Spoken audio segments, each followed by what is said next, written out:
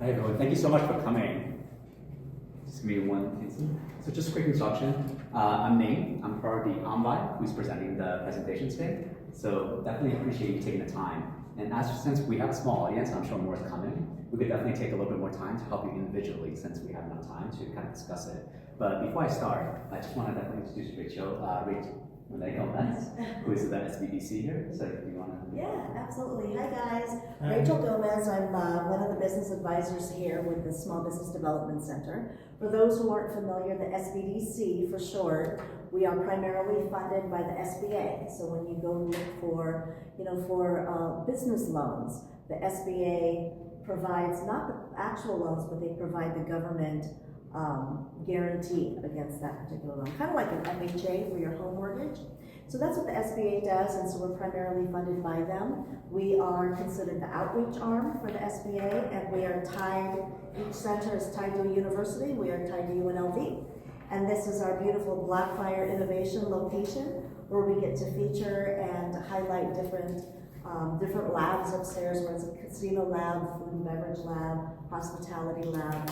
And so we get to engage our local business community in a lot of different topics. And so we're really excited and proud to be able to talk about one of our favorite topics of today, which is AI.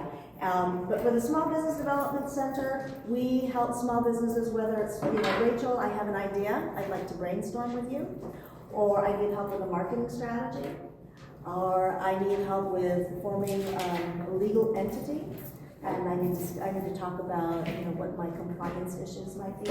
So we go through that entire process with you, and so this is just a wonderful, wonderful feature and part of that whole development and scaling process for small businesses. We're proud to be able to present it. So thank you. Thank you for coming. Apologies. We have a small audience. I'm sure more is coming. But in the meantime, I'll go through what we'll cover today. But just a quick introduction for myself. I'm Nate. I'm part of the OnVibe platform, OnVibe.co, which will show a little bit later. But definitely today, since we have a small audience, we'll definitely take time individually with each of you to make sure to kind of help you with your particular problems or questions that you may have, anything we show. But before I proceed a little further, I just want to introduce our CEO, Sahar, who is going to talk a little bit. And then just kind of give a little bit of background on OnVibe. So we're an AI platform for generating social media content, but really focused on the small business, small medium business, that's organic. So of course we have the pay side, which is the advertising, like ads, etc., which we don't do. We purely focus on organic, which is really creating content for you guys. But for this particular session, we're not just talking about that. We really want to kind of help the small business, kind of talk to what we see in the marketplace, what we're seeing in the industry, what's happening with AI, how to help your business, and then also just to kind of understand what's differentiated between the hype, what's possible, versus what's actually the reality on the ground. So that's kind of a quick introduction for our company before I proceed on. But since we have a small audience, I'd love to know your name, sir. So this way. Yusley. Yusley? Yusley, yeah. Yusley, good to meet you. Nice to meet you too. And Yuna? Estelle, Estelle, good to meet you. Elise. Elise, good to meet you. Vivian. Vivian, good to meet you.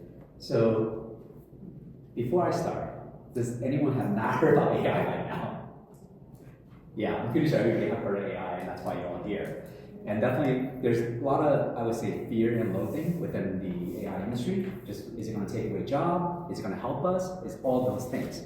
Now, we're not going to be able to answer every single question today, because quite frankly, the industry, as you see yourself, is evolving so fast. No one really knows what's going to happen within a year from now, or 2 years from now. Welcome. But at least we'll kind of show you, in our particular case, how we could use AI to engage customers.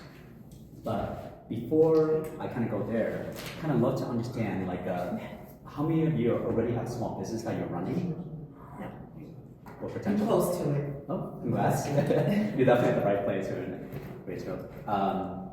Definitely kind of, so in our particular platform, we really help a lot of small business, and we get a lot of questions, which you'll see here, is what can I use AI for? Because the hype is so over the top with most business. Literally, it's like, AI is going to run all your whole business. You just need to click a button and it does that. And I can tell you right now, at least today, that's not the case. And that's a good thing, because you're a business owner. You will always be the person who will manage your business, who will have control of it. But what does AI could do for you today is a lot of different things, that whether it's operation, whether it's HR, whether it's content development, which is what we do, to help you amplify what you already have. And that's kind of the key thing. The other thing I want to kind of highlight is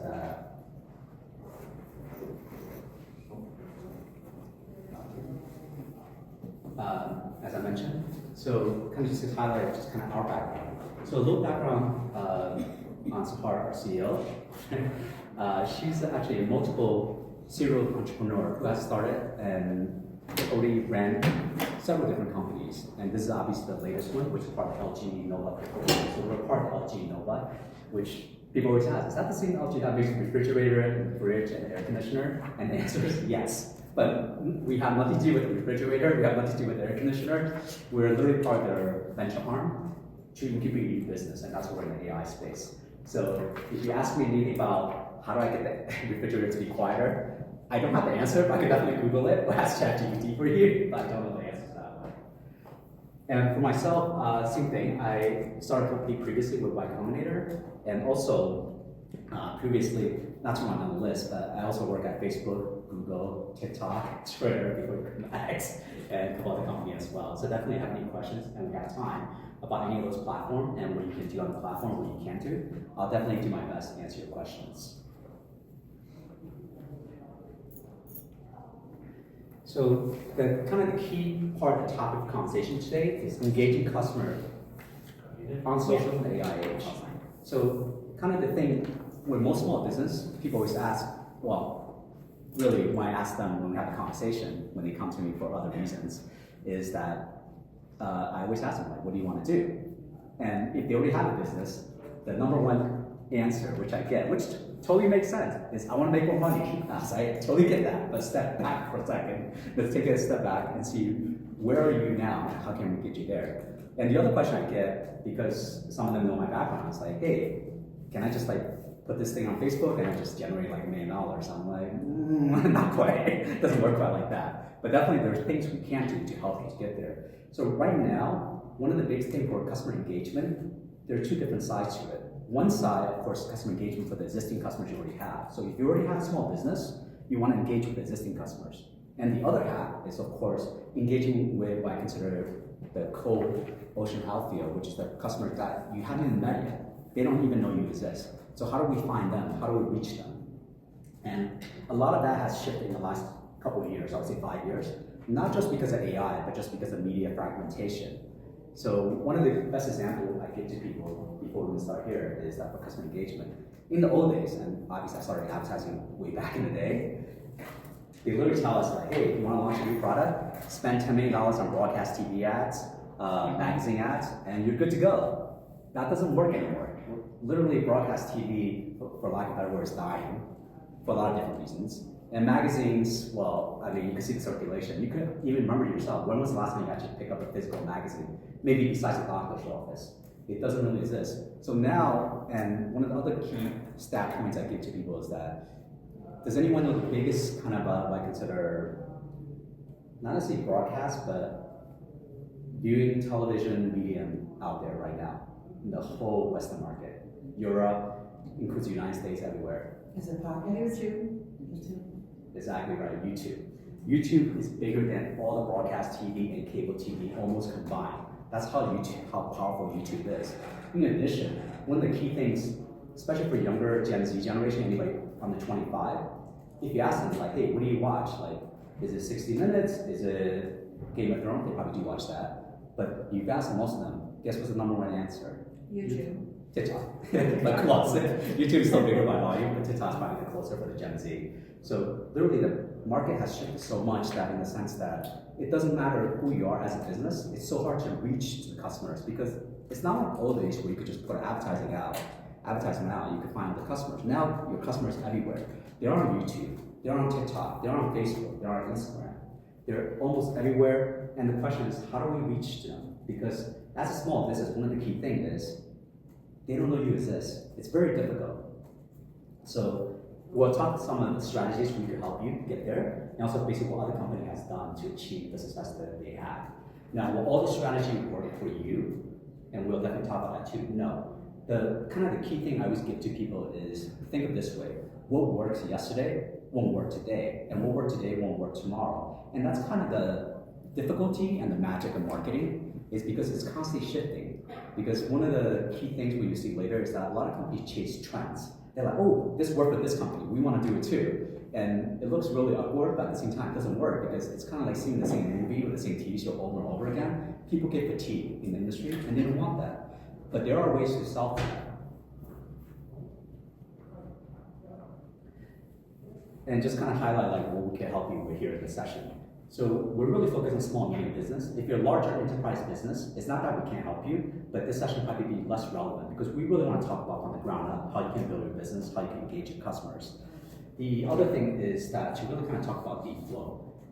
And because the hour is actually the session, but we have 2 hour time, we can actually go into individual business and kind of just talk to issues that you're facing. Because it's a good time for us to learn about your business, but also give you any tips or practical strategies that we give you to solve for your problems. So this is kind of our session breakdown, what we're going to do today. So the first thing is, how does this impact your AI strategy you pursue? Because there's no one strategy that fits every business. Every business is different. Second thing is, why audience is still the key for customer engagement. And this is kind of the key thing. If you haven't heard this term before, in the media industry, we always refer to the general population as audience. And there's a very key reasons why we say audience and segmentation, and you'll see that in a second. And the third one, which I'm sure you have heard before, content is king. And you'll see why that's the case. And then we're going to get into the actual practical aspect, which is the practical tools and tips for leveraging AI for your business. And we have time to talk about individual business because, as I mentioned, every single business is different, and depending on what kind of business you want to start or you want to continue to basically kind of expand, there are different tools and different strategies you can pursue. And then, of course, we want to leave enough time for Q&A, so we have enough time. Definitely, if you have any questions, happy to answer any question you have, whether it's AI, whether it's about the social platforms, or whether what's next. We could kind of give you the best indication of what we see in the industry, because we are from Silicon Valley, better for worse. But we'll kind of give you the highlights, what's happening over there, and like what the hype is going on right now. All right, sounds good? Yeah. All right, great. So how your business impact the type of AI strategy you pursue? This is kind of key. So just for, I apologize, can you remind me your name? Elise. Elise. What kind of business are you looking to start? I am in pursuit of opening up a non-medical patient advocate business, boutique style, where I'm doing a one-on-one educating consumers about their insurance or having issues where they're having challenges not being able to pay. The bills are not being paid by the insurance company. So. That's great to hear. It's a very important business. Now, I'm not just saying that, but because dealing with my mother's insurance, I totally get why we need a service like that. Yes. Does anyone else have a business that they already run or they're thinking about starting? I already run it. Best and West Safety. We're an OSHA and MSHA compliance service company, and we provide the training to keep businesses basically in compliance and safeguard their workers. Very We cool. fill in the gaps when we say, oh, we're doing everything right. We've had no lost time, no accidents. I come in there and I give them 60 things that they have to correct. That's very important, but I'm sure they love you business-wise. But they love Well, you. they pay for it, so obviously, I don't care if they love me. I just want them to fix it. Yeah, I'm sure they love you. They will get sued. That's definitely very Yeah. important. Sir, do you already have a business, or are you thinking about starting one? No, it's a restaurant. Okay, great. So kind of the reason why I explained that depending on the business you have, it's very different to the strategy you pursue. And the reason why we explain that is that there's two different tier of business that we always talk about within the industry, B2B and B2C. And you have a perfect example. In your case, at least, your business is B2C because you're direct to patient. So you're chasing individual patients and you have to find them. And in your case, ma'am, it's B2B because you're chasing other business. Yeah, we don't deal with general public. They take too much time and won't pay. Yeah, it totally makes sense. And the reason why we kind of highlight that is depending on the type of business you have, the different AI tools that you want to chase. And for customer engagement, it's different things. So for B2B, one key thing is that you have two different things that for AI that you can leverage. One is databases. I'm sure you already use Dun & Bradstreet, Clay, Apollo, any of those platforms. If you haven't heard of them, feel free to look them up. They're basically for outreach. They have databases of almost, I would say, they claim 99% of the business in the US. I'm not 100% sure because there's only business in the US, but they're claiming they have pretty much database of every single business out there. So in your case, it's much easier because you can literally pay for the service, use that list, and use AI to kind of filter out segmentation, who your customers are, and reach out to them. Now, that's just the first level, top of the funnel. You could find the customers. If there's no guarantee they will engage with you, and there's no guarantee that they will purchase your service. That's the second one. Now, for the B2C business, AI, it's interesting because, and we could probably talk about it individually. So I'm sure most of you, everybody actually probably here, have Facebook, have TikTok, and have probably Reddit or one of the other social platforms you use. But when was the last time any of you clicked on an ad? Do you A remember? couple days ago.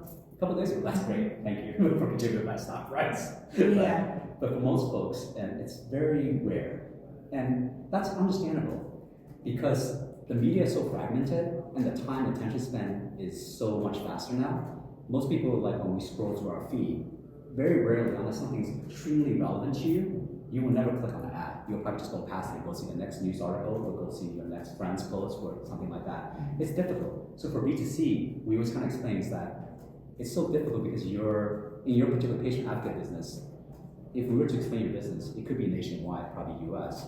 But then there's so many people, you can't reach out to every single one because it's so expensive to reach out. So how do we find the right customers for you to engage them? And then the next question is that, where are they? That's the question we always have, like any business, is that where's your customers? Are they here locally in Las Vegas? Are they in Virginia? Are they here in New York? We have to know those answers. And that's why I kind of explained that why the AI strategy you pursue is very different depending on the business you have. Because it doesn't make sense, because any company you go to, the AI company, they're probably gonna tell you, we can solve all your problems, just pay us this amount and we'll solve all your problems. And the reality is much different. The reality is that I'm a strong advocate that you shouldn't pay for things that doesn't work. Quite frankly, small business, your resources are so limited, you want to make sure that you pay for things that actually produce a value, return on investment. And that's kind of the key thing.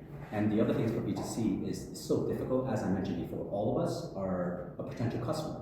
But at the same time, it's very different. I can tell you just, I'm not definitely like an expert on medical healthcare space, but what I do know is that from researching Obamacare, from researching all that stuff, it's still difficult because for most younger generation, they could potentially be a customer, but they're not the right segment. The reason why is that most of the younger generation in general are very healthy.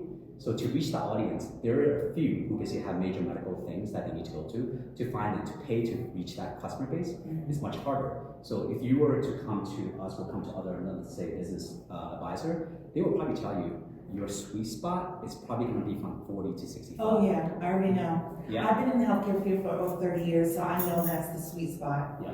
40 to 65. Yeah. And the reason why, can anybody guess why?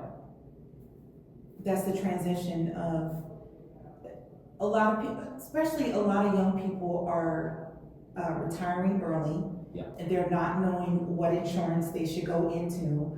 So you have a lot of 40-ish young people that are retiring early and picking insurances, and they have no idea what they have. Yeah. And that's kind of one of the insights that, not that AI can't tell you. One of the kind of the thing about AI, what I explain to people is that for all of us who probably remember the movie Matrix, I always love that quote from Trinity when Neo first meets Trinity, and like Neo had a lot of questions. And Trinity, do anybody remember what Trinity said to Neo? She said a whole bunch. Oh yeah, she said a lot of amazing things. But what she said was that it's the question that drives us. And that's exactly what AI is. So ChatGPT, it has an encyclopedia of knowledge. It has encyclopedia of everything. But the thing is, unless you ask the right question, it's not going to give you the right answer because it doesn't know what you want. And that's kind of the thing to understand about human beings. Like for humans, like when we talk to each other all the time, we get to know you, we understand what your motivation is, we understand what you need. A computer, especially nowadays in a chat interface, it doesn't know that. So the only way it could help you is that you have to ask the right question. So those are kind of the things is that from the beginning, from small business, if you think about starting or just kind of expanding your business, you need to be able to ask the right questions. Like, what do you want to do? Do you want to expand your customer base? Do you want to expand basically your product line? Those questions are what you need to ask the AI to be able to get those right answers. It might not give you the right answer because there's no way for it to know that these are things. And also the other kind of tricky thing with human beings or the United States, why your business is so important, policy changes so fast. So literally, once again, it goes back to the human aspect. You're definitely the expert. AI could help you. It can't replace you because AI could probably show you the latest policy, but it doesn't really understand by changing this one health policy, it's going to affect insurance downstream and how it's going to affect your patients, and those are kind of the key. So those are kind of the why the strategy is so different depending on which particular business space you're operating. Also, so that's kind of the key thing. What question? So what kind of question do we want to ask before we go there? And this is kind of interesting. You'll see why we have so many different questions before we actually get to the strategy, before we get to the actual AI tools.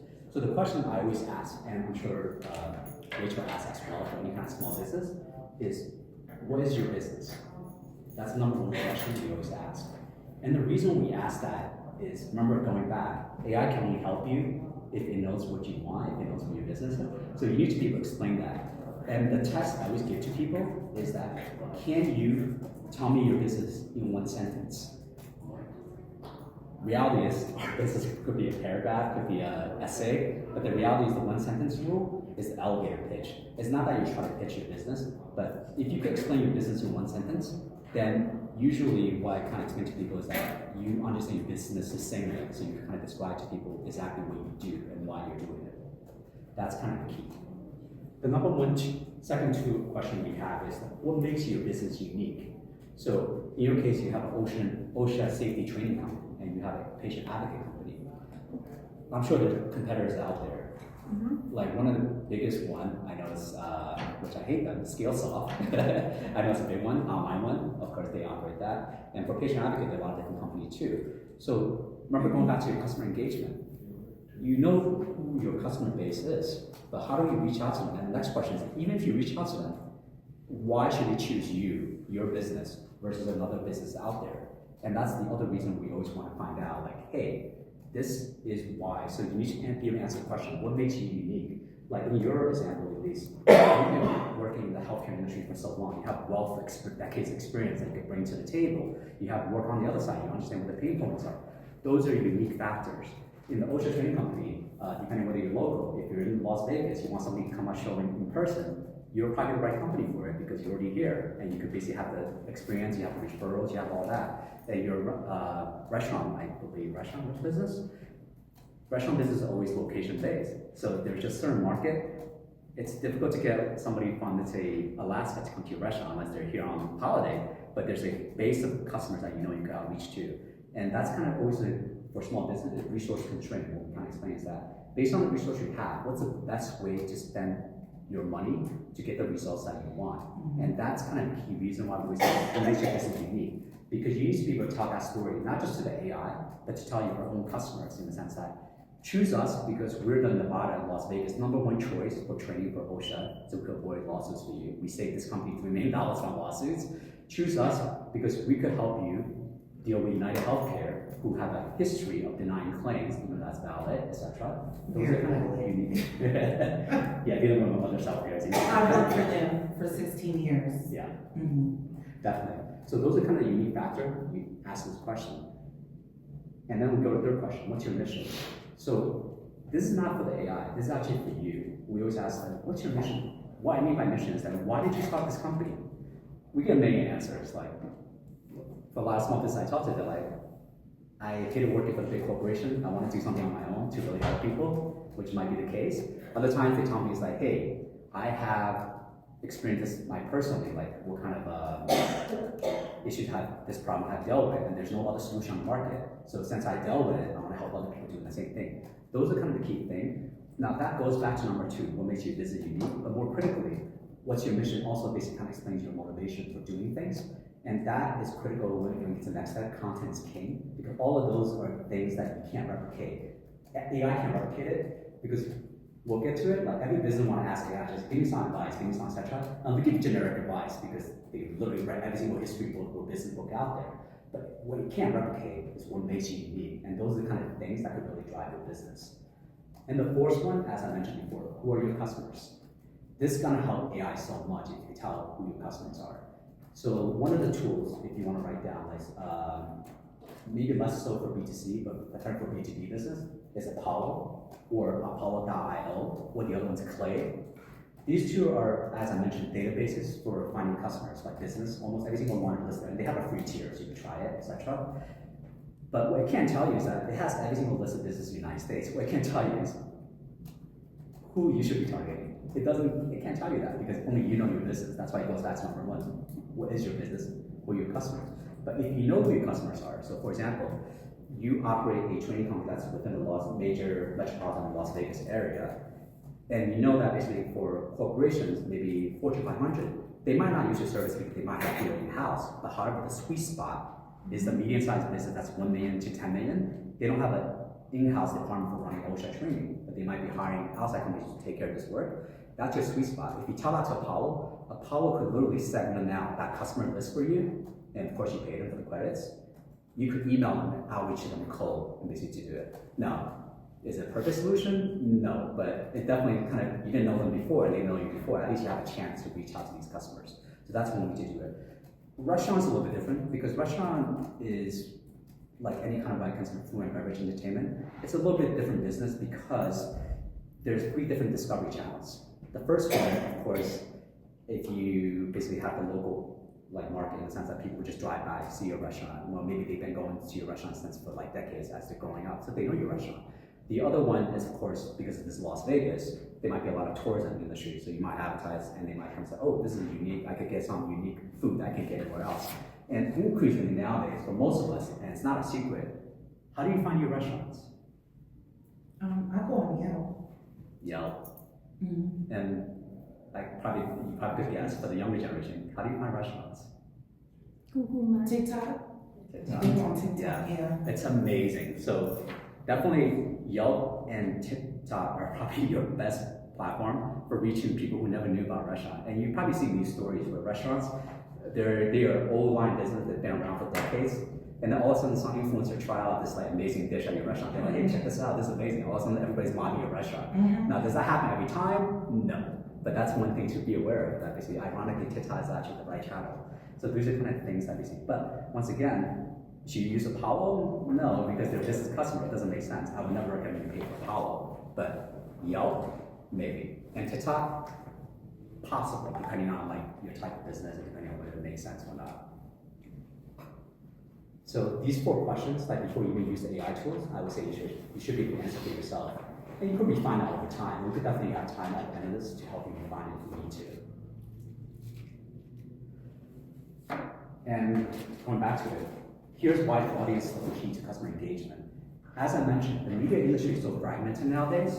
There's TikTok, there's YouTube, there's Yelp, there's Pinterest, and everybody gets overloaded, including myself. It's like, where do I go? What do I need to do? And everybody gets overloaded, and we totally understand that. It's difficult because we want to reach the customers. We have a really good product or service we offer. We want to help people. But the thing is that people are everywhere. How do we find them? How do we do it? And this is why I said the audience is always the key.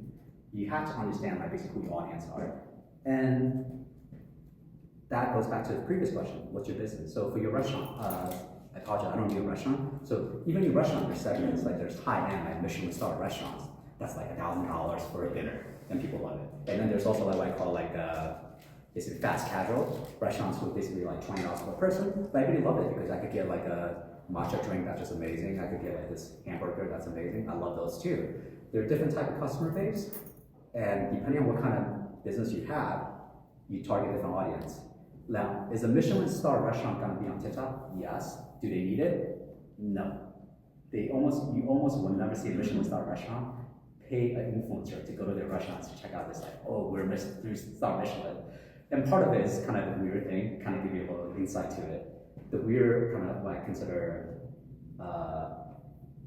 resource constraint. So luxury market, not just restaurants, but for handbags and stuff like that. So when I lived in New York, I had a good friend who worked for the Coach.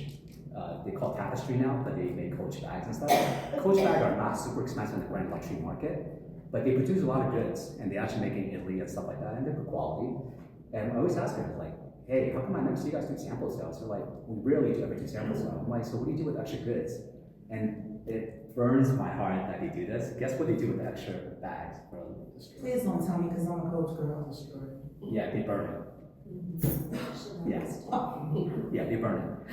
And the reason why is that they want to keep that brand prestige that only people can get it. So they would rather burn it than to sell it for cheap, which will reduce the brand value. So terrible for the environment, by all means, but at the same time, that's their method for keeping the brand value.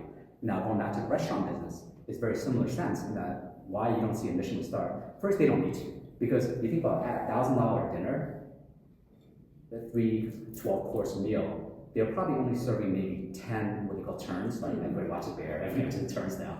10 maybe like different I call turns a night. So over a year, they probably only need maybe about 500, 1,000 customers, and their supply is perfectly fine. So they just need to 500, 1,000 people who are willing to experience this, and they're fine. So even if you have more people coming, it doesn't do anything because they can't serve them. They don't have the price. Now fast casual is a lot different. Your pricing, why it operates, you need high turn, so you need a lot of people come in. So that's different. You will see them actually like spend money on a TikTok influencer, or maybe naturally just having to get discovered on TikTok to say that, hey, come check out, this is an amazing hamburger. And there are a lot of places like that, which I love them for. So that's kind of why customers the key. And depending on the customer base that you're searching for, what you need, it might not make sense for you to use AI tools because you might already know them. So the other business I know in San Francisco is that it's literally a concierge business. So the gentleman is kind of interesting. He started out as a kind of not a fixer in a bad way, who basically like help people do illegal stuff, not like Ray Domino stuff like that TV show. But he helped like company like put together these like amazing events. Like hey, he helped Google put together this last minute holiday party at this like funky castle looking place. He does that, and his business is entirely referral. He doesn't advertise. And I told him, like, do you need to advertise? He's like, no, actually, I don't want people to know. It's like, I can't serve one customer. In fact, like, at Prestige, like, people who know me refer the customers, I trust them. That's why I go. So it's a very type of business. Like, I don't think AI will necessarily help his business, but for other type of business, it makes sense. And that's why I said, like, depending on the business you want to start, what you operate in, makes sense to use AI, or it doesn't make sense to use AI. By the way, feel free to drop any time. Like, we could definitely kind of go deep into any subject you want. And this is kind of just to kind of give you a highlight of background, like how I came to this thesis is, this kind of goes back to when I was at Google, and I work on the enterprise marketing side, and one of the top enterprise sales rep, because obviously we partner, we operate, and it's always interesting. He's amazing. He hits his quota, exceeds his quota every quarter. And I asked him, like, how do you do it so well? He was like, most people always think that basically the best salespeople are people who sell ice to Eskimos. He was like, that's a stupid idea. And he told me the reason why that's a stupid idea, especially on the enterprise side, is that if you could sell ice to Eskimo, you're probably great at talking, that's great, but I guarantee you never do it again because Eskimo will never trust you because you sell them something they never needed. It's like, what his strategy is that, look, he's like, as a salesperson, my time is limited, and just like a small business owner, your time is limited. You want to put your energy and resource toward things that have a turn and what he considers lifetime value. So what he does is that the trick, and that's why the audience matters, is that he spends so much pre-work researching companies, researching these startups to find the company that already makes sense for the product that he's offering. So you're not trying to convince people to buy something they don't need. He's actually convincing people who already need a product. All he really needs to do is just kind of explain to people here why Google is the best versus going to AWS, Amazon, or Azure.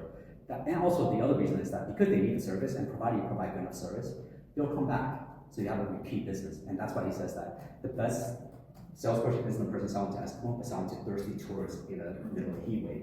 You're selling stuff that people already need, so it's easy to convince. And he's like, it's much easier for me. I don't have to do the hard convincing. They know they need this. It's just questions like, why do I should go with you versus a competitor? That's kind of the key. And for any kind of business, whether small or large, it's the same principle. You want to spend time using AI tools to help you reach the customers that make sense for you versus try to find everybody. Because one of the other questions I always get is like, how do I basically sell it to everybody? I'm like, but it doesn't make sense. Like the example I gave you before, if you're a luxury business, it doesn't make sense to like sell it to everybody because there's a lot of customers who can't afford your product. It doesn't make sense. And the other things that you might devalue your brand, so it doesn't make sense. However, if you're selling what I consider the affordable luxury product, that makes sense. A good example would be like, Starbucks is not really affordable luxury anymore, but it used to be. Where Starbucks, when they first came out, they were like $5, $6, $6, $7 coffee. People were like, whoa, this is like a lot. But it's also not astronomical how people's reach. It makes sense for them to advertise. It makes sense for them to like basically find a customer. And that's kind of the reason why it makes sense.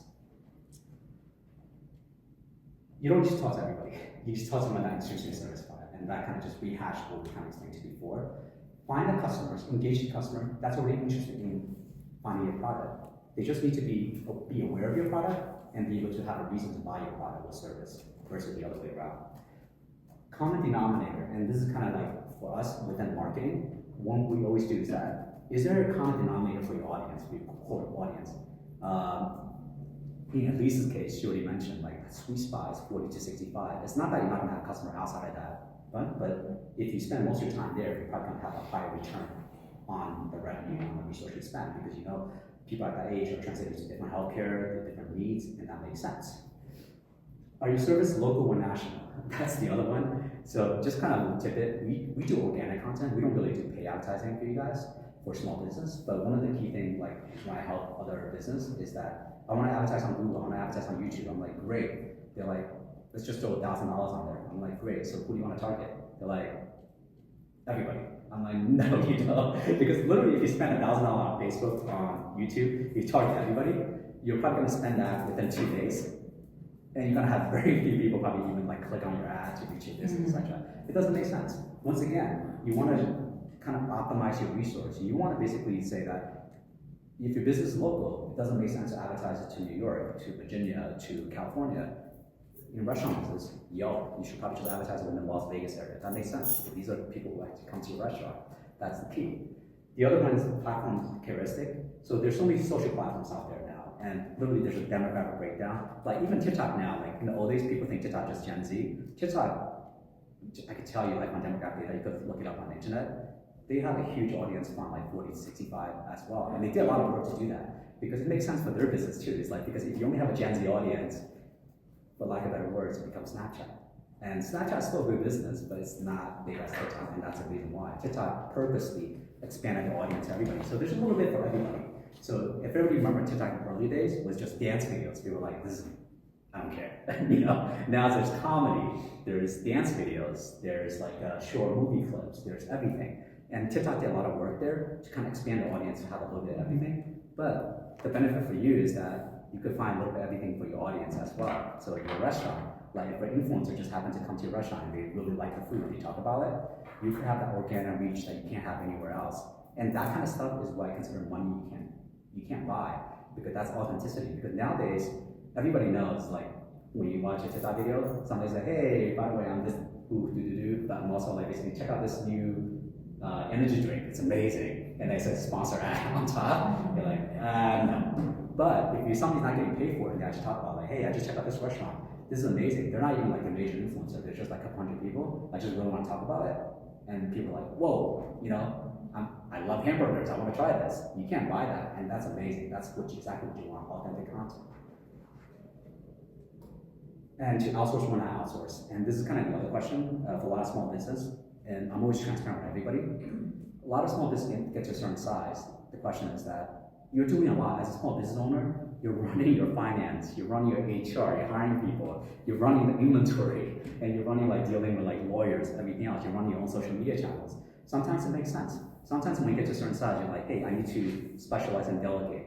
Like for usually the first one, and I can tell you from most small business. Can anybody guess what's the first kind of piece that they delegate outside? Social media? Nope. HR? Nope. Payroll? Finance. Finance? Yeah. Yeah. Makes sense. Accounting. Which, because like when you get to a certain size, like especially like if you get into 7-figure business, you want to be like in QuickBooks, trying to figure out, oh my God, did I count this revenue now? Do I recognize it later? Accounting is usually the first one they actually spend outside, which makes sense because you pay taxes, everything else. Now, of course, for us, we do social media. We think you should outsource it depending on what stage you're at and everything else. We're always transparent. But this is kind of the question you need to be able to answer for yourself. As once again, as a business owner, only you can answer the question for yourself. So where your audience lives. So just we'll kind of take a quick tangent to talk about like the platforms, and we can definitely help you figure out which platform that you should be targeting. This is kind of the B2C playbook. So for a business consumer, these are the 4 platforms that pretty much is going to be your bread and butter if you're on social media. Instagram, visual storytelling with reels or everything else. Almost everybody's on that Instagram, at least within the Western markets. TikTok, definitely for younger Gen Z audience, 100% they're there too, and they're actually growing pretty fast. eventually my match will exceed Instagram. We don't know, but we'll see. Facebook, now, Facebook been around for a long time, and there's definitely like a little bias, because you look at that Facebook, and this is because they're a public company, you could look up their annual reports or like quarterly reports, you can see the audience breakdown. It definitely skews older, like 40 to 65. Perfect audience, they're there, and they actually use them. But for the younger audience, it's really, really interesting, because obviously I constantly do research, I talk to younger people, they still use Facebook, but just not in the way that we think. Guess what they use Facebook for? Can anybody guess? Facebook Marketplace. Yeah. So I literally have younger cousins and nephews and stuff like that. I'm like, do you have a Facebook account? Well, I have an Instagram account. I'm like, I get it, but do you have a Facebook account? They're like, I do have it. I'm like, do you use it? He's like, no, not really. I'm like, so why do you have it? There's like Facebook Marketplace. I'm selling or buying stuff. I'm like, that makes sense. So that's why I said that it's kind of interesting, like knowing where your audience, you can spend your money and your time and optimize for like the audience. And YouTube, as we said before, is probably the biggest media channel right now out there, and their demographics like kind of skewed. That's why it's so big. It's everybody. Like whether like everybody uses YouTube differently. Like for the young generation, they're watching Paw Patrol, they're watching something. For people like me, I love to learn new stuff. Like if a light bulb goes out, I want to figure out a light switch. I actually learn on YouTube. Like they call it YouTube University. It's great. I have an electrician myself, yeah, so apparently it's working. And for B2B, and this one's obviously for if your customer base is other business, these are kind of the core channels you want to be on. LinkedIn, number one, without doubt. Everybody who owns a business, who work at a business, they're there. And I can tell you, if you're running ads on it, very expensive, but it does work depending on what you're trying to do. Number two, less, so people don't consider it social network, but I consider it actually really one of the biggest channels that people just don't recognize just yet, Reddit. And if you're not on there, I would highly recommend it. Why Reddit is so popular right now is that in the age of AI, when you think about it, when you search for ChatGPT, you say, hey, what's the best soda, or what's the best, I don't know, like stroller? They will give you an answer, but those answers only come from like basically reading all the white pages, aggregate, and there's 100 different thousands of companies out there that say we could boost your geo, or basically your generator engine optimization, or basically kind of generate a report. So the question, can you trust it? Reddit, ironically, their whole stance is that we don't want AI slop, we only want human, and they actually have bots literally on the platform to kick you out if they recognize that you're a bot, or etc., or somebody try to promote a business. So if you ever try to go to Reddit, like subreddit, like this is somebody to say, hey, this is the best mountain bike, and you try to post like, hey, we just launched a new bike company, this is gonna be the best bike, I guarantee you'll be shut down so fast within 30 minutes. Literally the threat owner will basically cut you out, like, no, we don't want commercial message. So it's a really trusted resource. A lot of B2B, even B2B customers, like basically where people say that, hey, I want to find the best accounting software. You could go to a Reddit, a couple of subreddits, and you could probably find the best software. And you can't buy this, unfortunately. You could advertise on Reddit, but you can't buy the natural organic content. It's very trustworthy. That's why Reddit is also a channel that you should look at. Fourth one, YouTube. Once again, YouTube is everybody. Like, everybody watches YouTube at a certain point. And one of the stats that they have recently for YouTube is that the biggest consumer, you think about YouTube, you can watch it everywhere. You can watch it on your phone, you can watch it on your tablet. But guess where the biggest consumption on YouTube come from? TV, exactly. With smart TV, everybody's watching YouTube on TV. That's great, including me. So literally, it's there. And advertising on YouTube, I hate it, but it works. That's the reality. Because if you don't pay for YouTube Premium, you watch YouTube video, all of a sudden like being choppy video, it's an ad, but it works. You might not be watching broadcast TV ads, but you're definitely watching YouTube ads, you're not paying for the premium. Now, the fourth one, and this is once again, it's one of those things that depending on what level of business you're at, it doesn't make sense to me, like Gartner and Capterra. So Gartner and Capterra are two large, what they consider user-submitted feedback enterprise software. So if you're at a certain level of company, like an example, Belief AI, where basically they're trying to figure out, hey, how do we get people to understand that our software is the best on the platform? You can't pay for this. Your customer has to literally go submit their feedback for you to say that this is the best software, this is etc. Outside of Reddit, that's probably the best platform. Now, the reason why it doesn't make sense when it makes sense is that, once again, because you can't pay for this, so how do you get there? So it's kind of like, it's a weird thing, like almost like a party where basically you get well known enough, they invite you to say that, hey, we have a lot of customers talking about you. we want to work with you. That's when it happens. Can you advertise? What a lot of companies do is that, and we have done this in the past for all the companies I work with, is that, hey, we want to work with you to generate white paper, which you can pay for. But I can tell you for Gartner, which I have worked with in the past, their project for white paper for stuff like that, and this is a couple of years ago, starts at 500,000 to $1 million. So once again, like I said, if you're a small business, unless you're a small business in the I would say $100 million range, which you're not really a small business, you won't be doing this and you shouldn't be doing this. It doesn't make sense. So that's why I said B2B, once again, optimize for your audience, understand this will make sense for your spending. And go into content is king. So now that you know what your business does, what's your unique angle, what kind of platform you should be on for optimizing for your audience, let's talk about why content is king. So this is kind of interesting debate we have, like when I work at a social media company, is that people always ask that, people's attention span is so short now. Like, it's all because of TikTok, it's all because of YouTube, it's all because of Instagram. And it's not that they're not necessarily wrong, but what I always kind of get an argument is that, are you sure about that? And they're like, I'm sure. So I'm like, I can prove you wrong. And so how I prove them wrong is that they're like, hey, young people don't have any attention spans. I'm like, every generation goes through this, and the older generation always think the younger generation, whatever. I can prove you wrong because, and this has been a couple of years already, it's obviously years back, I was like, hey, how much did the last Avenger movie make? They're like, oh yeah, I saw it, it's amazing, it's like over $1 billion. I'm like, yeah. How long was the movie? They're like, oh man, that was 3 hours. I'm like, yeah. So it made over $1 billion.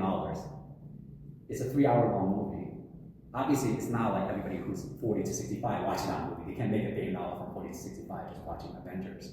It's everybody. So what does that tell you? What that tells you is that the younger audience, if you have the right content they care for, that resonates with them, they will happily put their phone down, spend the time watching.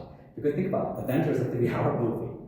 Everybody who's in that movie theater, unless you're kind of like a jackass, but you're probably not having your phone, like texting people while you're watching the movie. They spend 3 hours sitting in front of the screen consuming this content.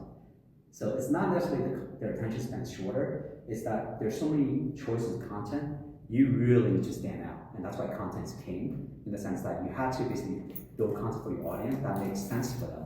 That's kind of the key. So it's not just enough to say like, hey, check out my restaurant on Sunset Boulevard, etc.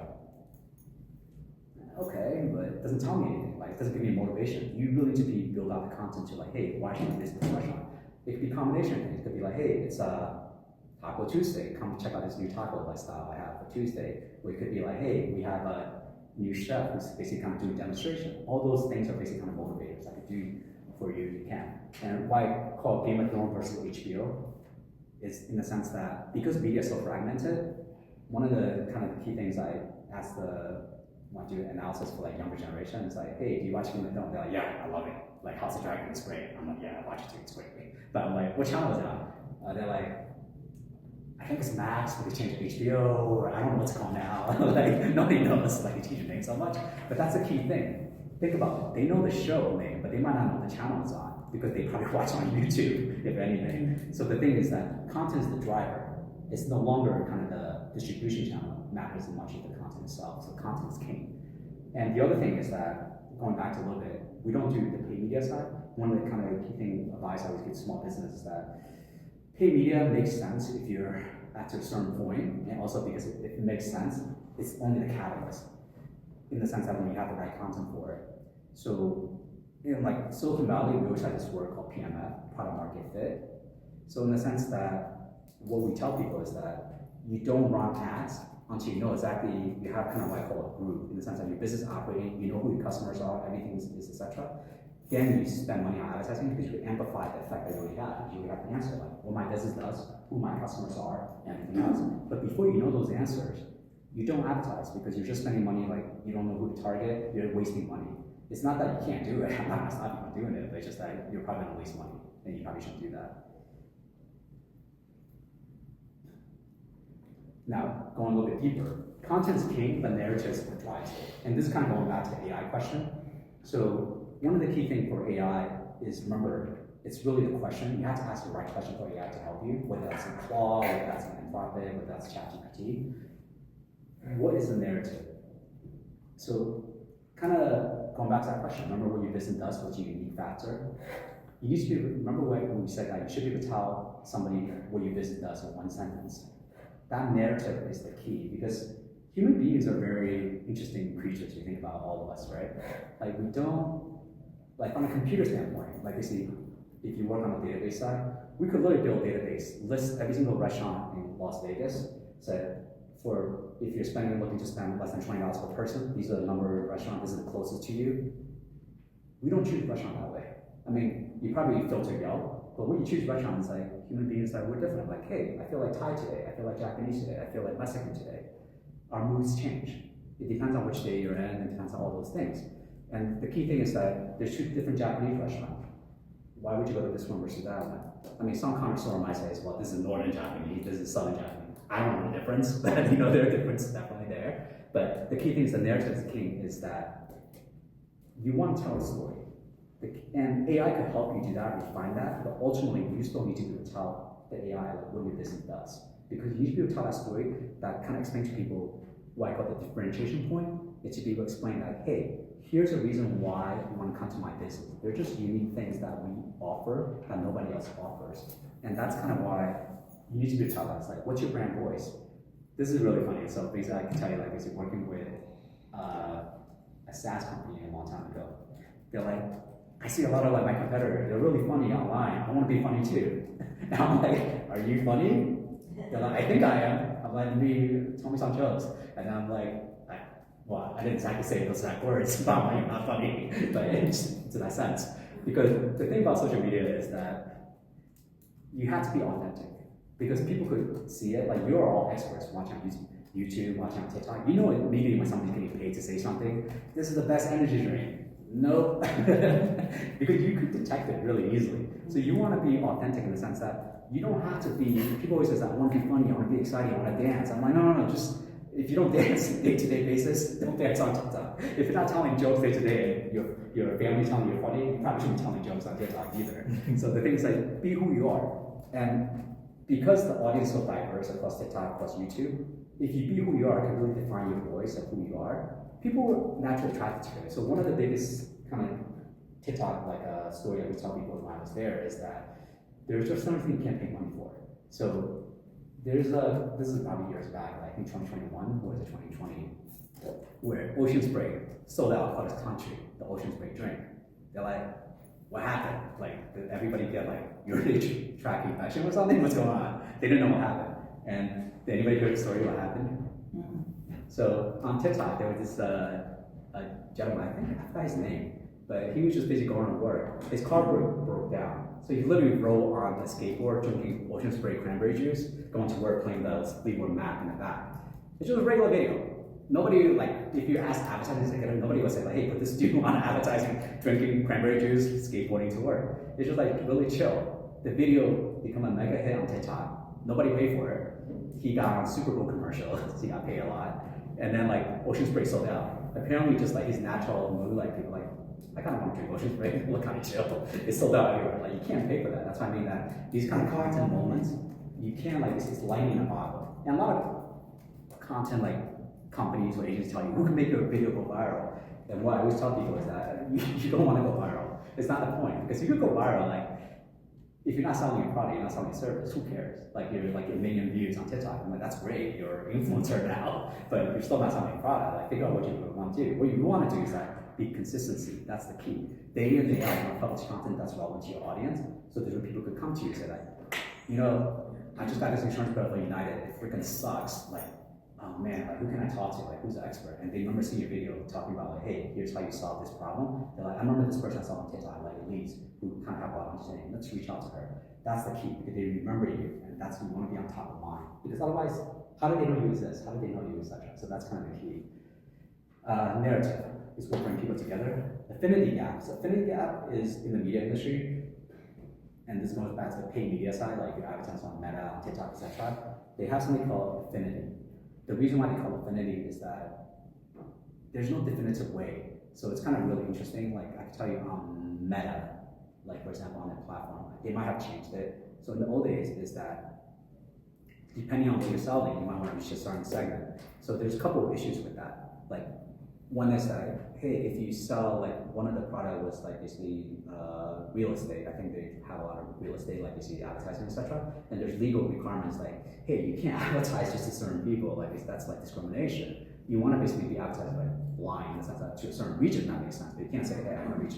That's why they call it affinity, because on Facebook, as accurate as they are, they might not be 100% know who you are. Because nowadays, like what I mean by they don't know who you are is that, like for example, like I'm considered Asian American. Like how do they know that? Well, by my name, by my like trees on my selection on Facebook. But even then, they're not sure because there's a lot of people who are Asian American, but who also half black, half white, half Filipino. You don't know that. Right. Affinity.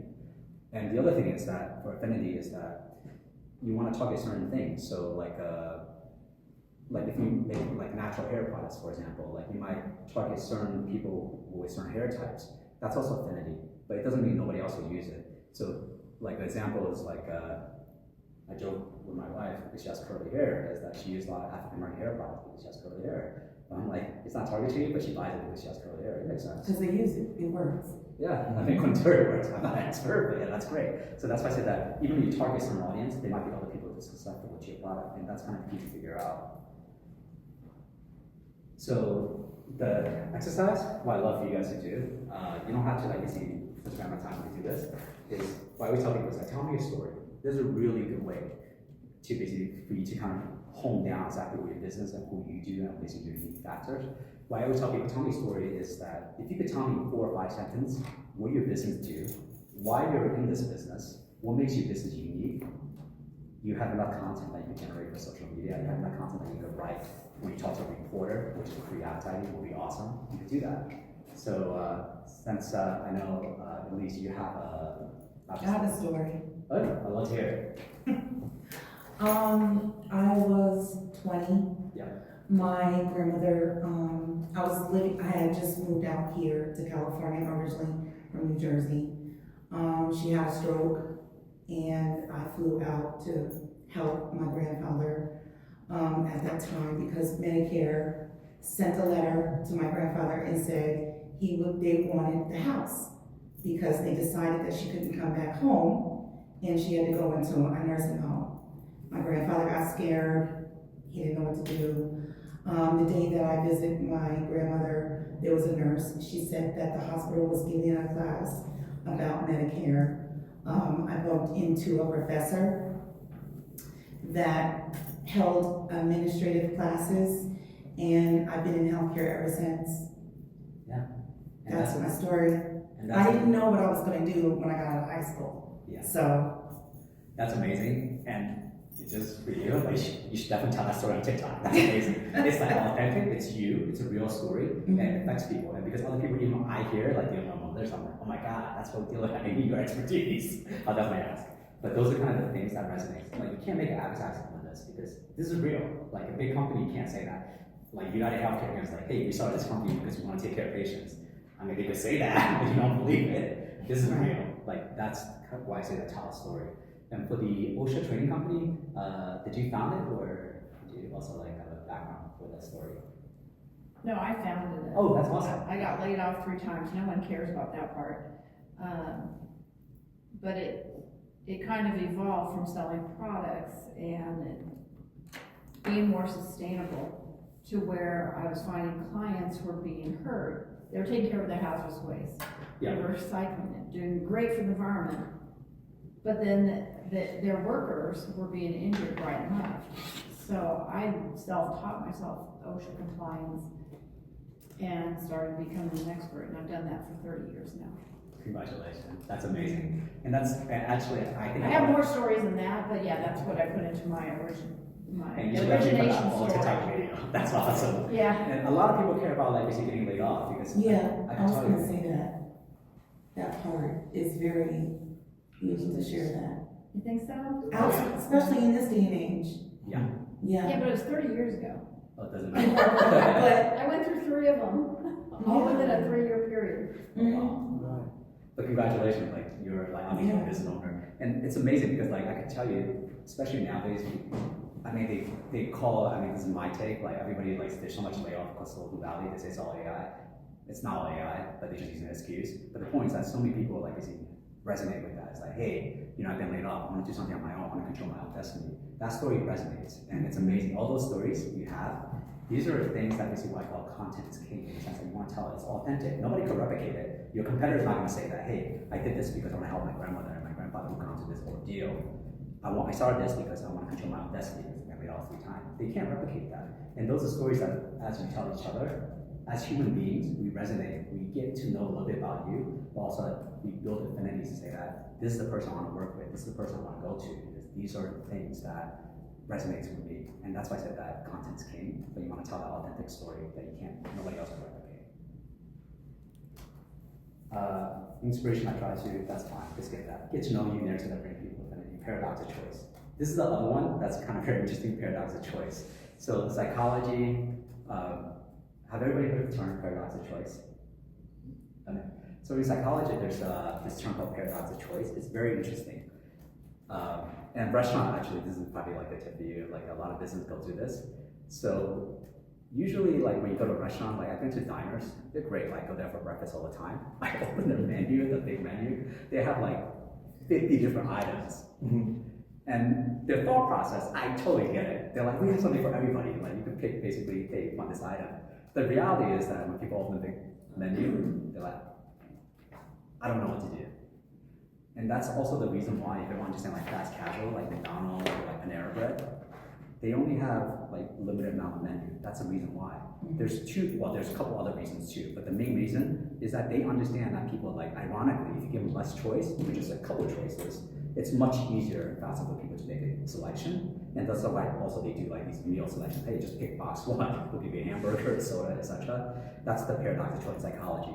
So for a lot of restaurants, and it doesn't make sense for every restaurant, but for certain restaurants it makes sense. The other reason they do it, not related to this, is because they could kind of aggregate ingredients. They know that if they have these 12 ingredients, they could just offer all these items, like these 5 choices. They don't have to buy more inventory, saving, all that stuff. Like in and out. Yeah, that's very different. But Yeah.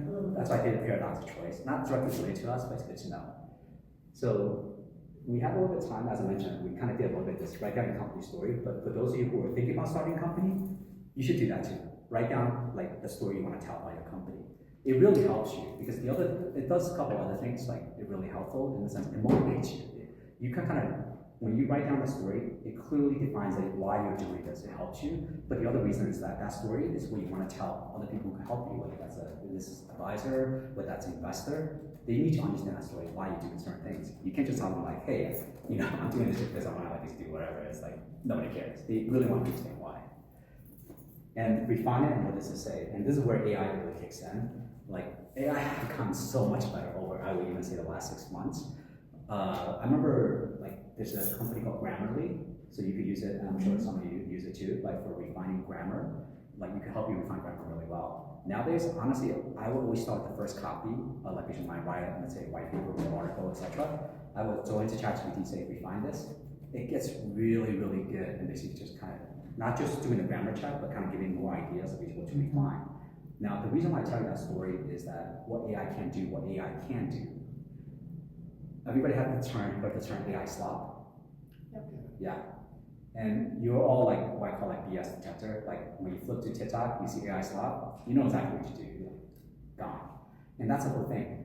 Why I kind of explain to people, it's really interesting. So there's another company, not that you can use this for small business. So in the Bay Area, I met them a couple times. It's called HeyGen. So they do, I'll tell you the story. So the HeyGen is a company that does digital avatar. You could literally take a video of yourself, like upload maybe 5 minutes of audio. It will generate a digital version of you. And you could literally type a script, say that, hey, have my digital avatar talk about my company for like basically 10 minutes, talking about our product, why it's unique, etc. It could do that for you. And everybody's like, this is amazing. And so I went to the talk by the CEO, and he was telling me, because everybody assumes like, oh my God, this is great for like creators and influencers. They probably love your product, but they don't have to like keep shooting videos. They could just like type a script. It's like, actually no, influencers and creators don't use my product. And everybody had the same question, like why not? It makes perfect sense. And can anybody guess why they don't do that? Authentic? Exactly right. Authenticity. Because when you follow an influencer, when you follow a creator, remember what they're selling. Yes, it's influence, but why do you trust that influence? Is that you trust them. You're getting their personality. Correct. You're getting that personality, you're trustworthy that is what they're saying outside of the sponsor post is probably something they genuinely believe. Like, hey, I think this is a fresh product, this is how I cook, this particular muffin, like why it's vegan, all that stuff. That the moment they start using a digital avatar, you disengage that digital connection. You're not gonna follow them. Oh man, this person's lazy, or this person's like just being like whatever. They don't even like have that decency to like. You're basically paying for that experience, and you can't do that. And that's why, as a small business owner, why I always explain to people is like use AI. You could write the story, but don't use AI to actually write the story. To refine the story, yes, but don't use it to write the story. It's that reason. I'm going to share a quick story with you guys. I present at Tech Alley every month, and for one Saturday presentation, they accidentally advertised what I was going to cover for the following month. So I had no content. They advised me on a Thursday night that they had accidentally done that, and so I had no content to present on Saturday. So on Friday I thought, well, what am I going to present for this hour-and-a-half session? So I said, okay, I'm going to present it on AI, and I used HeyGen to present, but I did it jokingly in such a funny way that the audience actually appreciated it. Where I was saying, hi, yes, Rachel, the real me, could do this in person live, but I thought it'd be fun to bring AI in to present on AI. And so we just kind of did it as that. It was actually really effective. But it wasn't about to replace me. It wasn't about me trying to be authentic. If anything, it was me being authentic about how I was using AI in the way it was there. So. Yeah. And this is kind of the beauty of it. That's why I said like, small business always have this question, how do I compete against Google? I'm like, you don't need to. That's kind of the thing. You're operating at different size, you're operating at different scales. You have unique factors that they could come to you, like meet face to face. We use Google like for a lot of cloud service. You don't know how difficult it is to actually reach somebody there to like answer a question. Because it's a big company. Those are unique factors, like restaurants, like small restaurants. You can actually meet the chef, you can actually meet the like etc. Those are kind of unique factors you want to be able to use AI, but use it kind of sparingly on certain things, but don't use it for other things. Like don't use AI to write your whole like story. You know, it has formulaic. Like most people like who read a lot of AI text, you could tell like it's written by AI, and immediately the thing is like it's AI slop. You just don't trust it. You want to basically, especially as small business, like trust is one thing that you have over any kind of large business. You want to build it because that's what they're paying for. That's why they go to you versus somebody else.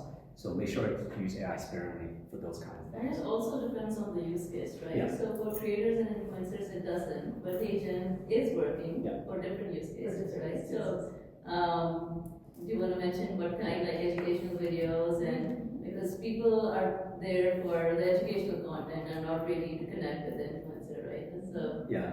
So kind of to finish the story, Sahara is exactly right. So everybody asks him the same question. It's like, hey, so you actually worth billions of dollars. Like, who's using your product if the influencer not using it? Because actually, you know, surprisingly, a number of YouTube channels use it.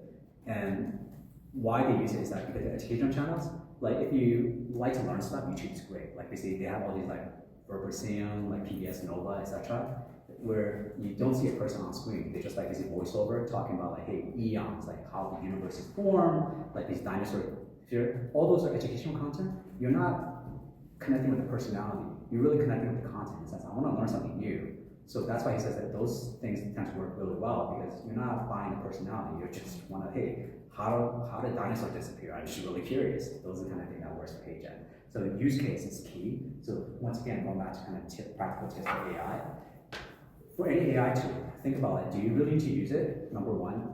Well, two is how much does it cost? Does it make sense? But that's secondary. But the third one is that, is it gonna hurt my customer base if I do use this tool, like etc.? Like, this is kind of always kind of like think from the customer point of view. Like for any business, we always kind of talk about this, is that one of the first use case, like for most business, is that for AI, besides like writing the story and stuff like that, they're like, I can use this for customer service. They're like, this is amazing, I can have AI answer my calls. I'm like, well, first of all, how many customer calls do you get a day? Like, if you have a lot, I'm like, it kind of makes sense. But if you have like, let's say 20, 30, maybe you should take those calls for a lot of different reasons. The other thing is that I flip the question around. I'm like, do you call business? Do you want to talk to AI? They're like, no. Right, you want to deal with a human. Yeah, I'm like, so you want to use AI, but you don't want other businesses to use AI, you want to deal with it. So think about that for a second. Your customer is thinking the same thing. So it does always think from the customer point of view that the AI makes sense. Now, AI does make sense for some customer-based like calls, etc. Like one of the things, like if you use like Yelp or Meta, They have a chatbot tool that's relatively free right now, might always changes their policies, is that if you're any kind of business, you could literally put your phone number, put your address, and you could even put like basically basic, what they call rudimentary chatbot interface in there, that if somebody asks a question like, hey, what time do you open? The chatbot can answer at 6 a.m. It could do that. That makes sense, because like, they're not gonna get hurt if the chatbot answers like, hey, the question is like, oh yeah, we open from 6 a.m. to 5 p.m. That makes sense. But if you ask deeper questions and you try to get the AI and they can't get the answer, the first thing they don't do is they probably put a competitors who can answer that question. So you really have to evaluate every single tool because it makes sense. Can I add something Sure. also? So for those that missed it earlier, I am one of the business advisors for the Small Business Development Center here in Wareham, doing the event with them as well. And in that we are primarily funded by the SBA, that's your federal tax dollars at work. We provide these business advising sessions to you at no cost. And so everything that they're covering here today is a lot of what we help you work through. So a lot of this, whether it's, tell me the story, why did you start, why are these things important? One, for those who end up looking for a business loan, right, you need to have a business plan. Those are things you can't just run through AI. We receive a lot of those business plans, run through AI, we look at it and we know instantly that it's not yours. And when we start asking you about business, about your particular business, we can tell that you haven't really absorbed all that information yourself. So use AI as a tool. These are really great prompts and really great ways for you guys to use AI. And then when you want to take it to, you need some one-on-one kind of consultations through it, we can help you through that process to help refine this for you. Definitely, and there's always help, like with a human or AI, etc. Just kind of figure out the right things for you. Every business is different, and that's what we always said, obviously, you have to be able to answer, talk about what your business does and what makes you unique before AI or human can help. You need to be able to answer those questions. This is probably, we have enough time to do it, but this is kind of brand identity. This is kind of going back to originally, like the question is that, what is your brand? It's kind of in the media industry, kind of the way we kind of explain it is that, why do you like Safeway versus Andronico's, or here, I don't know what the local supermarket chain is, it's probably like Albertson chain, etc. But the thing is that there's always a difference in why people follow certain things. Your brand identity is the thing that people kind of know you for before they even talk to you. Like In-N-Out is a good example, like you mentioned. Like I like In-N-Out. Like before I even moved to California, I knew about In-N-Out. I haven't had it. It sounds delicious. It was, but the thing is, like that brand perceived the actual product, and that's the step that you want to eventually get to be able to say that, hey, my service, I help so many people, like you kind of resolve their medical issues with insurance, etc. They could come to you, and that brand kind of exceeds past you, and that's when you really build a large business. Because one of the, and I'm sure like Rachel can tell you more, one of the key things for small business across America is really interesting. Most small business, they usually shut down for 3 different reasons. Of course, like they go out of business for financial reasons. The other big shutdown reason is that people retire. And people always ask is like, well, if you're retiring, why can't you just sell the business? And the reason why they can't sell the business is that the business is you, it's them. Mm-hmm. So to build, like scale the business, we always have this term, it's kind of strange, like not that we're gonna do this, is that the question we always ask is that if something happened to you tomorrow, can the business operate without you? If the answer is yes, you have scale a business that's basically kind of will outlive you and as you have, etc. But if the answer is no, you have a business, you have a small business, but you don't have a business that basically could scale because everything depends on you, and that's a whole separate question. But that's also what brand kicks in. So I'll just give you a couple of examples that basically will kind of, these are obviously large businesses, etc. That kind of give you like this kind of social channel, like what we have seen in the past, success stories, etc. So there's the personality of polish. So for social media channel, like Instagram, for example, Mark Cuban, everybody knows who he is. He talks a lot. Whether you love him, agree with him, doesn't matter. But the point is he definitely gets attention. So he has like 2.2 million followers, and this is probably higher now. And he's brash, and he doesn't talk about what he feels like. And he's a billionaire, he could do that. But the thing is, like, should everybody do that? Depends on your business, depends who you are, etc. And that's whole different. Founder-led content. And that's kind of the other thing is that when I ask people, it's like, hey, do you know who the CEO of Dell is? They might know Michael Dell, but he's not the CEO anymore. Like, it's somebody else now. But the thing is, like, as a small business, you are the business and it's changeable. And the key thing is that you need to be able to present that business, talk about it, to be able to kind of present it, and also basically kind of be the face of it. And the social media content, that's why founder-led content is key for amplifying your message and engaging with your customers. Because they know that if you have a problem, they could reach out to you. They can't do that with, well, I mean, that's why I use this, because that's like, they can't do that with United. It's such a hassle go through the phone tree, all that stuff. But you could do that with you. That's kind of the key. Irrelevant versus boring. So I always give this story by Dollar Shave Club. One of our members love this story too.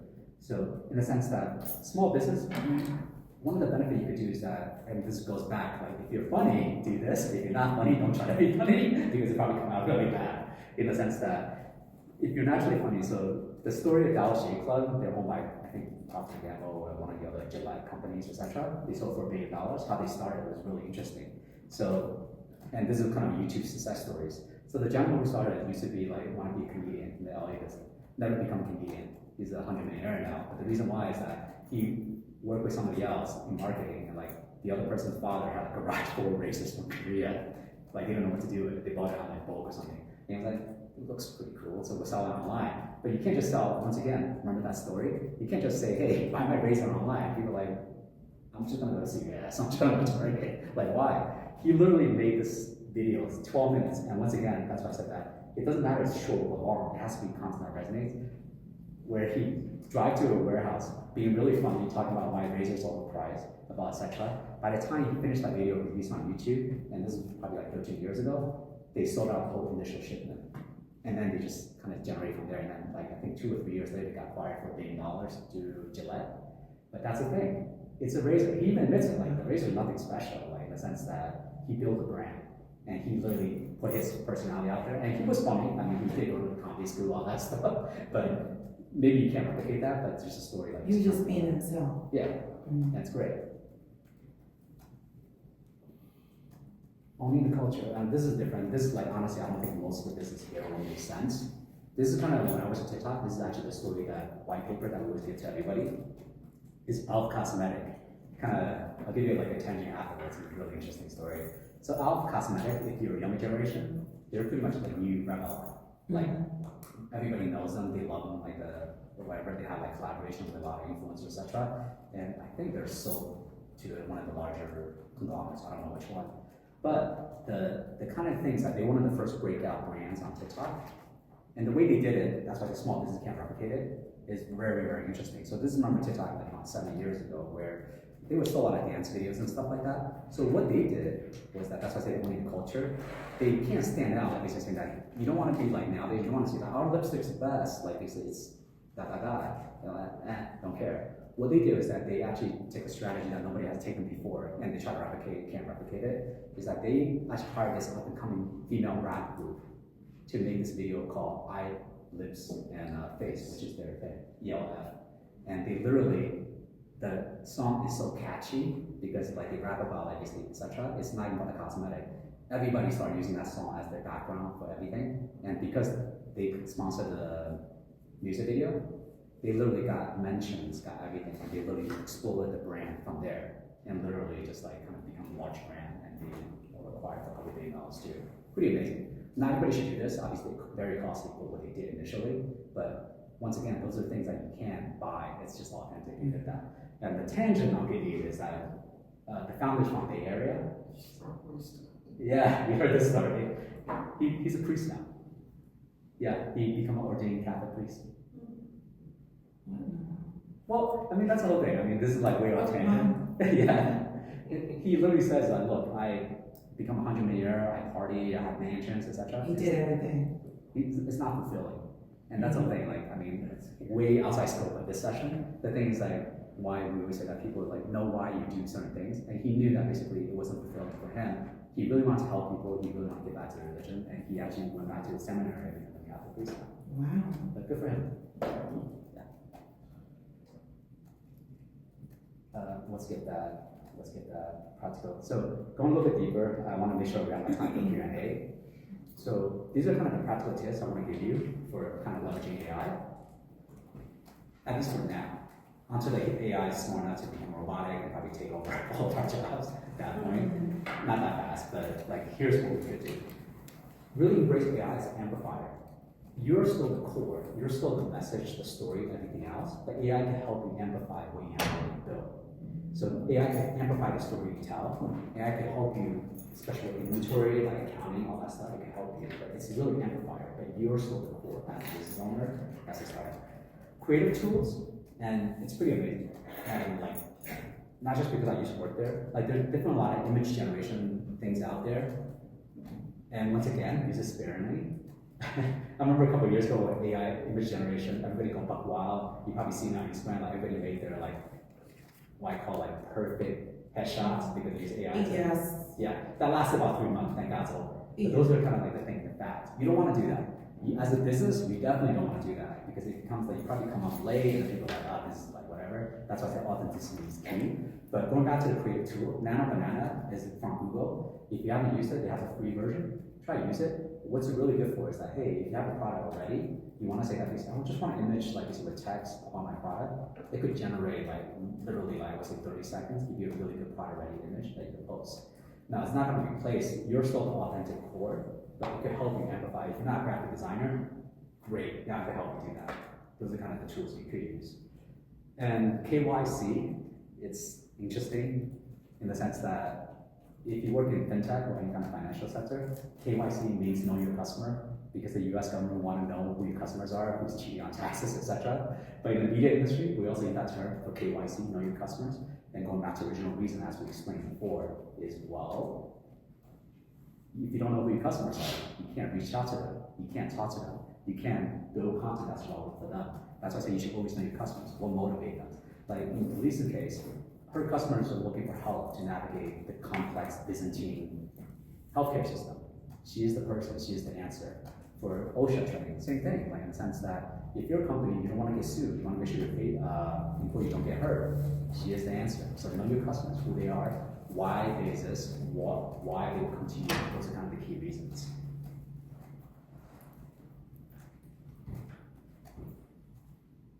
And AI content that resonates. Once again, like I said, use it sparingly. Don't use AI to write all your content because it's probably not going to be the results that you want because AI is still at the step where it writes very formulaically and just become AI slot and nobody will pay attention to you. You want to tell a genuine story. Like the other story I would tell people from TikTok is that one of the TikTok stars from 3 years ago is nobody who would think would be like, everybody think it's like Charli D'Amelio who has like 100 million followers, etc. She's a like star on TikTok dancing, great, good for her. But one of the recent TikTok stars from 3 years ago is this 76-year-old older gentleman.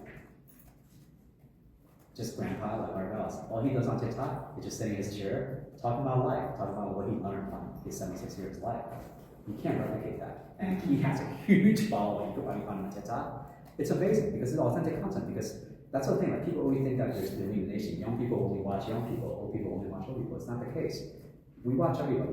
Like the things that matters to you, that relevant to you. A lot of young people looking for, especially in this world, since the world's changing so much, they love his advice, they love his takes because like they haven't lived through it, they haven't understand all these things. So they love his content because he's literally telling them like, hey, I know the financial crisis, the AI crisis looks big, but we got to the big crisis when we were younger, like oil embargo, all that stuff. And tell them, and like people say, oh, I get it, you know, life will get better, like it's etc. Those are kind of authentic stories. That's amazing. And the other thing is like, if you want to become an influencer, that's great. Just be authentic. You could do it too. Depends, etc. But also going back to authentic engagement, AI content generation. So this is a little bit plug for our company, what we do. So OnVibe, we literally started off this company to kind of really help small business. And this kind of goes back to my social media days. So for a lot of the big companies, we work with like enterprise, like Revlon, all that stuff. They literally have agencies they hire who pays them $1 million a year, etc., to help them basically kind of build social media content, like, hey, you should do this, etc. The thing is, a lot of small businesses, they can't do that.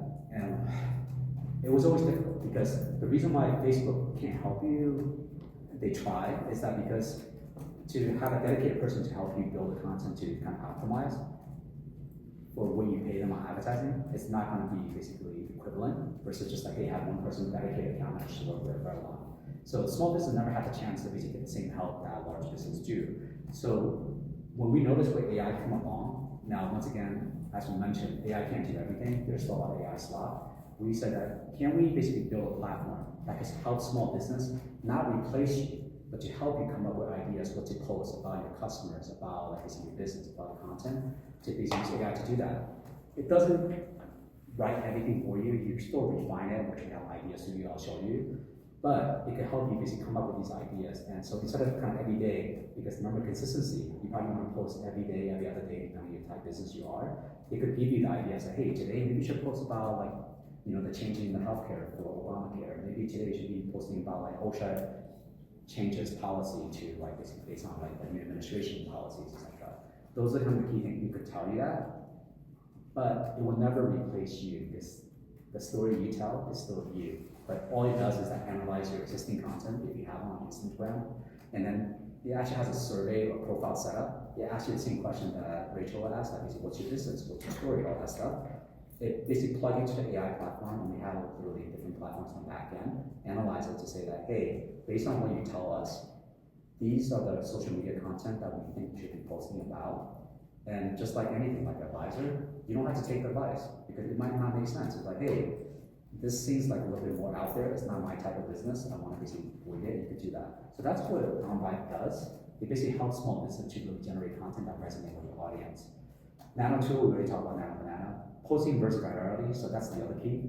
Kind of the small business, like every time you hear a story like about Ocean Spray, about Elf Cosmetic, they always tell me, it's like, I want my content to go viral. I'm like, you don't want to do that. Not that you don't want to go viral. The reason why is that if you're chasing a trend to go viral, and this kind of goes back to actually one of my friends in New York City, he has a pet supply care company. He loves dogs. Like his dog's cute. His dog has like 500,000 followers on TikTok, but Instagram, I can't remember which one. He told me about it. He was like, I'm like, do you monetize it? Meaning that do you actually make money from it? He's like, not really. I'm like, do you like basically put company name on it? He's like, no, I just love my dog. I'm posting about my dog. I'm like, just remember that you're an influencer, or like your dog's an influencer, but this has nothing to do with your business. So understand the difference between the two.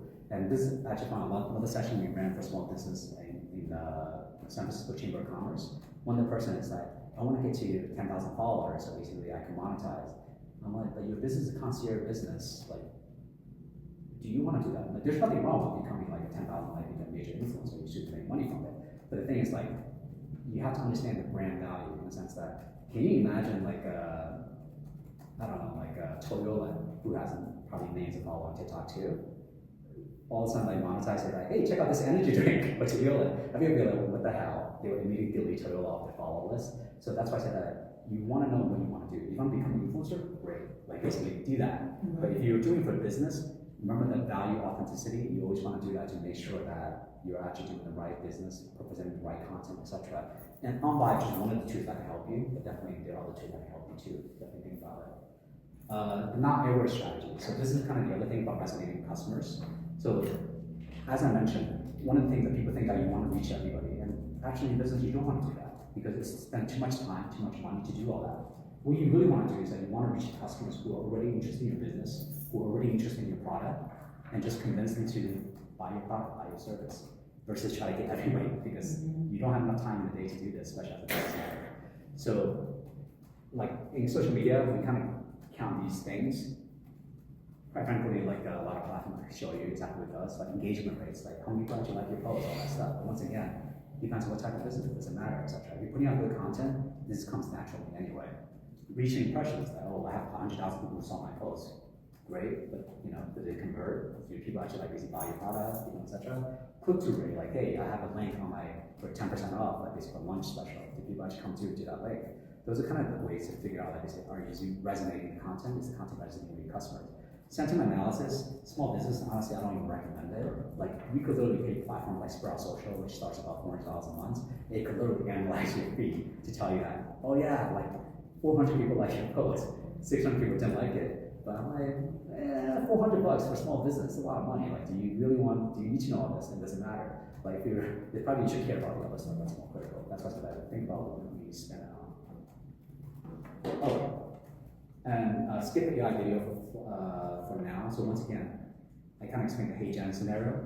Like, people always say that you could generate AI video. That's like just like the fact what we have now. It's not that in the future we don't see AI video pop up. I'm sure it will become more common. But the thing is that right now the value you have as a business owner for engaging your customer is you. you want to be authentic, you want to talk about your business. And a lot of people always come tell me, I don't feel comfortable on camera. I'm like, I get it, I can't force you to be on camera, but be comfortable. Like, you don't have to be somebody funny, you don't have to be somebody like basically super wise, any of that. Just be authentic, because you have a genuine passion for starting your business, for why you do these things. Tell that story online. You'd be surprised how that resonates. Like the fact that you got laid off 3 times, you started a successful company, that story will resonate with more people than you think. It's amazing, and people want to hear those stories, and they want to ask you, etc. And the other reason why you want to do this, small business, why I call it superpower, is that big business could spend a lot of money on PR, do all that. Small business, if you do this correctly, you will get invited to talks. You will get invited to talks at chambers for business development. And a lot of people, you probably give talks about like safety, about starting a business. People want to hear that. And one, you can help other people, which is good enough in itself. But the second thing, more importantly, it's free advertising for your business. People who have never heard about your business, but understand like what you have foundations, that story is literally getting newspaper, getting magazines. It's the advertising you can't buy, because it's all free, and it's all real, it's all authentic. So those are kind of the key things. So one thing I would like to add on the Skip AI video, it also depends on the kind of business you are running and the kind of AI video you are creating. So we have some e-commerce brands that use AI video where they have their actual product, and instead of hiring, she has an accessories brand. So instead of hiring models whenever her shipping comes in, do a full photo shoot, it's very expensive. It takes a lot of time as well, and also costs a lot of money. She uses that product in an AI video with AI models, and that is like a fraction of the cost. The day she receives the shipment, she can be out with the video. So it also depends on what video is it you're trying to create your own avatar, or you're doing something like that where the product is real. Instead of doing an actual photo shoot, you could use some of these tools to be able to do that. So it all comes down to what your business is. And we are an AI company, so we're not against it. So the way we do it is that as manually, it is really hard to understand, what is the latest trend, what is happening in my niche, what are my competitors doing, what should I be doing? And that's where we amplify. Our AI acts as a strategist that analyzes for you 24/7, looking at those things, and then maybe would suggest you to make a video. It is not, generating everything itself, but, I wanted to make sure that everyone understands, like, we're not against AI, we're using it AI, because we understand small businesses are doing so many things, wearing so many hats, they're doing product fulfillment. One person running the entire show, and they would, value as much help as they can. And these tools were available for bigger teams that had a full marketing team with someone who does the creative, someone that comes up with the strategy, someone that goes and posts on their behalf on different platforms. So use it. We've made sure that how do we bring up the authenticity of the small businesses and use AI where manually it is extremely hard, or in some cases impossible, to analyze so much data and pattern. And so AI videos, if it's depending